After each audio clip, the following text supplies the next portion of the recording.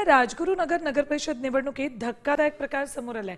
इथल्या एका प्रभागात नगरसेवक पदासाठी गावकऱ्यांनी थेट लिलाव केल्याची चर्चा रंगली। सर्वसाधारण जागेची बोली 1 कोटी रुपयांवर गेल्याची तर महिला राखीव जागेची बोली 22 लाखांपर्यंत पोहोचल्याची माहिती। अनेक उमेदवार उभे राहून पैसे खर्च करण्यापेक्षा निवडणूक बिनविरोध करावी असा निर्णय गावकऱ्यांनी घेतला।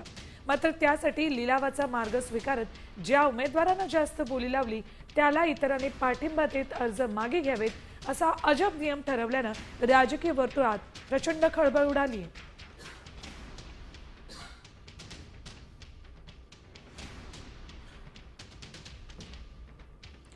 अपडेट्स घेऊयात आमचे प्रतिनिधी रोहिदास गाडगे यांच्याकडून।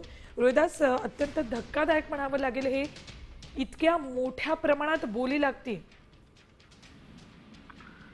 खरं तर नगर परिषदांच्या निवडणुकीची रणधुमाळी सुरू आहे आणि अशातच एका प्रभागासाठी नगरसेवक पदासाठी तब्बल 1 कोटीच्या वरती बोली लागते। खरं तर लोकशाहीची कुठेतरी थट्टा मानली गेली पाहिजे।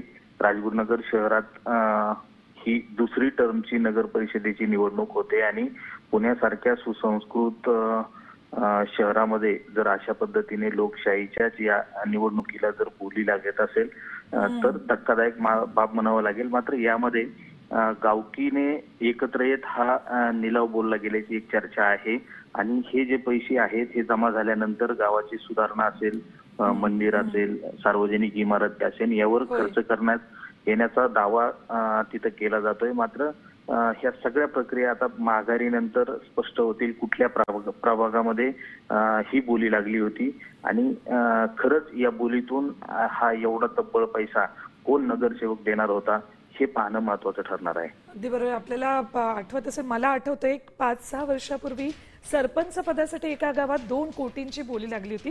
रोहिदास, धन्यवाद संपूर्ण माहितीसाठी। राजगुरुनगरमध्ये हा प्रकार घडलेला आहे। नगरसेवक पदासाठी 1 कोटींची बोली लागली।